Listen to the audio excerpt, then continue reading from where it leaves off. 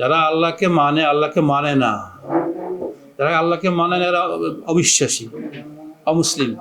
হ্যাঁ, তো এটা তো আমাকে সৃষ্টি হিসাবে সবাই সব বান্দা স্রষ্টার কাছে সবাই সমান, কিন্তু মান্যকারী বিশ্বাসী বান্দার অবিশ্বাসী বান্দা। আমরা মুসলমান বলতে কি বুঝি? আপনি যে সিয়াম সাধনা করছেন, আপনি একজন মুসলমান, আমি একজন মুসলমান।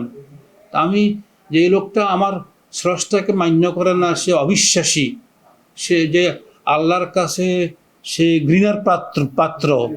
এই কোরআন হাদিস মোতাবেক শরীয়তের নির্দেশ অনুযায়ী সে আল্লাহর কাছে ঘৃণিত।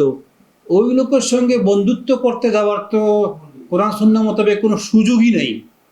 তারপরে এটা লা ইয়াত্তাখিযুল মুমিনুনা আল কাফিরিন আউলিয়া, মোমেনরা কাফেরদেরকে বন্ধু বানাবে না, মিন দুনিল মুমিনিন, মোমেনরা ছাড়া। মোমেনরা বন্ধু বানাবে কাদেরকে? মোমেনদেরকে।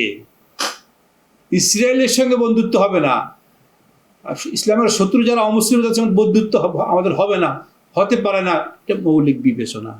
তারপরেও ইসলামের যে সামাজিক বিধিবিধান আছে সেক্ষেত্রে বলা আছে সব মানুষ তো আর কেয়ামত পর্যন্ত কোনো যুগেই সবাই ইসলামের উপরে শতভাগ মানুষ থাকে না।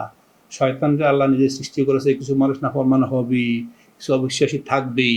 হ্যাঁ, কিন্তু সবাই ইনসান, মানুষ। তো মানুষে এক সমাজে চলতে গেলে সে কোন ইহুদি হোক খ্রিস্টান হোক সম্পর্ক রাখতে হয়, হাট বাজার করতে হয়, একই অফিস চাকরি করতে হয়, এইভাবে একটা সম্পর্ক হয়।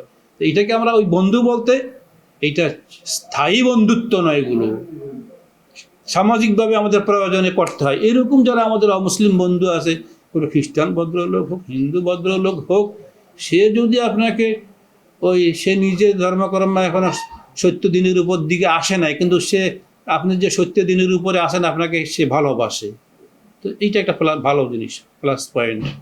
সেই হিসাবে যদি আপনাকে ভক্তি করে আপনাকে সে একসঙ্গে একটু আপ্যায়ন করতে চায় হালাল জিনিস দিয়ে, সেটা হিন্দু লোক হোক খ্রিস্টান হোক, যে কারো বাসে আপনি তার আপ্যায়ন গ্রহণ করতে পারেন। সেম ইফতারের ক্ষেত্রে তার আপ্যায়ন গ্রহণ করতে পারেন। এটা শরীয়তে এই ধরনের বিধানে সামঞ্জস্য রেখেছে। ওই জিনিসটা মনে রাখতে হবে। বেসিক্যালি মৌলিকভাবে আমরা মুসলমানরা বন্ধুত্ব রাখবো, বন্ধুত্ব করব মুসলমানদের সঙ্গেই, যারা আমরা সবাই এক পথের প্রতীক। যারা আমার স্রষ্টাকে বিশ্বাস করে না, হ্যাঁ, তাদের সঙ্গে আমরা অ্যাকচুয়ালি কি বন্ধুত্ব করতে পারি না। তবে হ্যাঁ, ওই সামাজিকভাবে চলার জন্য দুনিয়ার এই ক্ষণস্থায়ী জীবনে অনেকের সঙ্গে এটাও শরীয়তের নির্দেশ। এরকম বন্ধুত্বের ক্ষেত্রে সেই বিধান আমাদের মসজিদের ক্ষেত্রেও আছে। মসজিদের বেলায় মসজিদ বানাবে কারা? মুসলমানরা।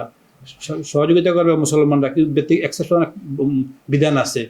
অমুসলিম হিন্দু খ্রিস্টান যদি সে হিন্দু সে খ্রিস্টান, কিন্তু সে নামাজ পড়বে না, কিন্তু সে নিজের মসজিদকে ভক্তি করে, শ্রদ্ধা আছে, তাইলে ওই অমুসলিম হিন্দুর অক্ষ মসজিদের জন্য জমি অক্ষ করা বৈধ, এক্সেপশনাল, ব্যতিক্রমী বিধান।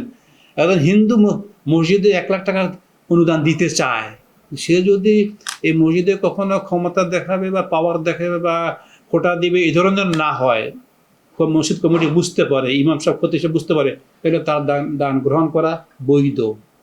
কারণ একজন ভালো কাজ করছে, আল্লাহ সে আমার মতো মুসলমান, সে আল্লাহর সৃষ্টি, সে এটা মনে করতেছে আমি মুসলমান, আমরা মুসলমান যাই এবাদত বন্দি করছি, এটা ভালো। তো ভালো এইটুকু যে সে সাপোর্ট করছে, হয়তো এই রুচিলে একসময় তাকে আল্লাহ ইমান দান করবেন, করতেও পারেন। এই জন্য ওই মসজিদে যেমন অমুসলিমকে দান গ্রহণ করা, এমনকি মসজিদে অমুসলিমের জমি দিলে সেইটা আইনত শুদ্ধ হয়। তো একইভাবে অমুসলিম যদি আপনাকে ইফতার খাওয়াইতে চায় এবং অন্য কখনো তার বিয়ে শাদিতে আপনাকে আপ্যায়ন করতে চায় আন্তরিকভাবে, সেই ভক্তি সহকারে, সেটা আপনি পালন করবেন। এই শরীয়তে সেই অনুমোদন আছে।